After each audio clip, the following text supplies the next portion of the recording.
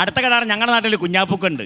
കുഞ്ഞാപ്പൂക്ക എന്ന് പറഞ്ഞു കഴിഞ്ഞാൽ മൂപ്പര് ഭയങ്കര കച്ചവടക്കാരൻ. നാടൻ്റെ പുളിങ്ങ, അതുപോലെ തന്നെ കൂർക്ക, അതുപോലെ തന്നെ മാങ്ങ ഒക്കെ എടുത്തിട്ട് മൂപ്പർ എന്ത് ചെയ്യും, നാട്ടിൽ നിന്ന് മുഴുവൻ നടന്നിട്ടൊക്കെ കളക്ട് ചെയ്തൊക്കെ വിരിച്ചിട്ട് എന്താ മൂപ്പർ ഞങ്ങളുടെ നാട്ടിൽ നിന്ന് ഏറ്റവും വില കുറഞ്ഞ ലോക്കൽ ട്രെയിൻ ഉണ്ട് കോയമ്പത്തൂർക്ക്. 5 ഉറുപ്പികത്തെ കോയമ്പത്തൂർ 3 വട്ടം പോയി വരാം, അങ്ങനത്തെ ട്രെയിൻ ഉണ്ട്.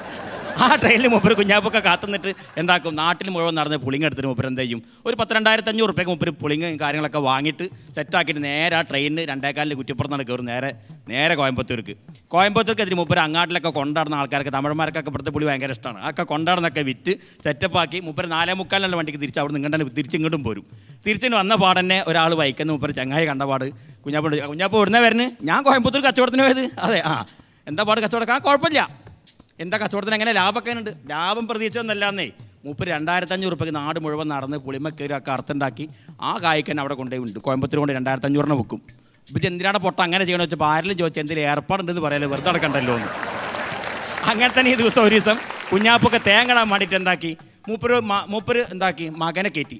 ചെക്കൻ്റെ പേര് ജാബിറിനെ തെങ്ങിൻ്റെ മേലെ നേരെ കയറ്റി. അപ്പോൾ ജാബിർ വളഞ്ഞ തേങ്ങ, അത് മൂപ്പായ തേങ്ങ ഒക്കെ അവിടെ നിർത്തിയിട്ട് ചള്ള് തേങ്ങ, ഇളനീര് പോലത്തെ തേങ്ങ കംപ്ലീറ്റ് കൊത്തിയിറക്കി. അപ്പം എന്താ ചെയ്യും, കുഞ്ഞാപ്പൊക്കെ തളപ്പിട്ട് കുഞ്ഞാപ്പൊക്കെ വീണ്ടും അതിൻ്റെ മേലേക്ക് ഇടങ്ങറായിട്ട് വലിഞ്ഞ് കയറി. എന്നിട്ട് മൂപ്പര് പറഞ്ഞ്, ഡാ പൊട്ടാ ഇങ്ങോട്ട് നോക്കേ, ഇവിടെ നോക്ക്, ഇതാ എന്നോട് ഇടാൻ പറഞ്ഞിട്ട് കുഞ്ഞാപ്പൊക്കെ ഇറങ്ങിപ്പോന്ന്. എന്നിട്ട് ജക്കനെ വീണ്ടും കയറ്റി വീണ്ടും ആ വളഞ്ഞ തേങ്ങ വീണ്ടും ഇടിപ്പിക്കുക കുഞ്ഞാപ്പൊക്കെ ചെയ്ത്. അപ്പോൾ അതാണ് കുഞ്ഞാപ്പൊക്കാൻ്റെ ബുദ്ധി പറഞ്ഞാൽ. മൂപ്പർക്ക് ആരും ചോദിച്ചാൽ എന്തെങ്കിലും ഏർപ്പാടുണ്ടെന്ന് എപ്പോഴും ഇങ്ങനെ പറഞ്ഞുകൊണ്ടിരിക്കണം. അതിന് മൂപ്പരെ പേര് ഏർപ്പാട് കുഞ്ഞാപ്പ്. ഞങ്ങളുടെ നാട്ടിൽ ഏർപ്പാട് കുഞ്ഞാപ്പ് എന്ന് വെച്ചാൽ കുറ്റിപ്പുറത്ത് ആരാത്തിനും മനസ്സില്ല.